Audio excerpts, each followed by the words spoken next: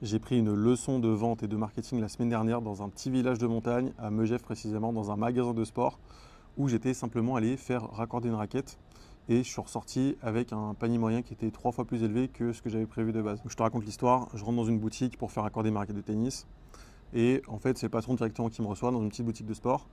Et déjà, hyper intéressant, la personne, elle parle pendant 20 minutes avec moi pour pouvoir échanger sur le tennis et bien comprendre mon jeu et ce que je veux précisément et quels sont mes besoins et comment je joue et pour trouver exactement le cordage qui serait idéal par rapport à mes raquettes. Bon, déjà, premièrement, ça fait hyper plaisir de se sentir vraiment écouté dans un magasin et d'avoir vraiment quelqu'un qui prend du temps et qui n'est pas là à faire du blabla pour du blabla, mais juste qui est vraiment là pour t'écouter et trouver des solutions pour toi.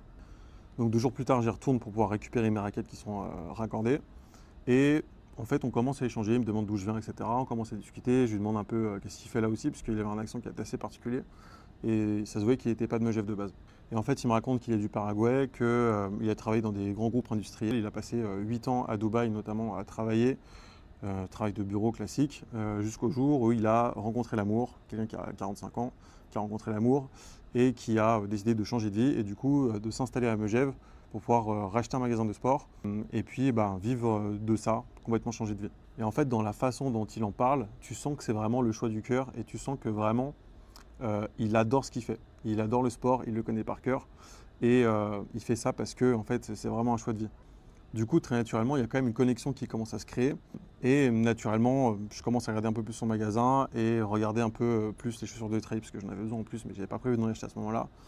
Et en fait, tellement bon vendeur, il connaît tellement bien ses produits. Et en plus, le fait qu'il a amené du storytelling dans son discours, même si je pense que c'était vraiment involontaire, parce que c'était vraiment, ça se sentait que c'était naturel. Naturellement, tu as envie d'acheter chez lui parce que tu te sens proche de lui, tu connais son histoire, ça te donne envie d'aller plus loin.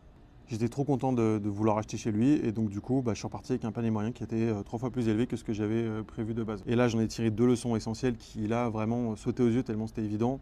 C'est fais un truc que tu kiffes absolument parce que quand tu fais quelque chose que tu kiffes, tu es bien meilleur pour le vendre, pour le raconter, pour en parler. Et numéro 2, le storytelling, c'est pas réservé uniquement aux marketeurs.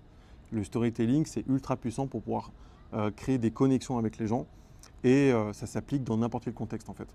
Et donc ça ne m'étonnait pas du tout quand il m'a dit que malgré le fait qu'il y ait une baisse de fréquentation, l'été à Megève notamment, lui il s'en sortait très très bien, notamment parce que je pense que du coup il s'est créé une clientèle qui est fidèle et qui continue d'acheter chez lui, quoi.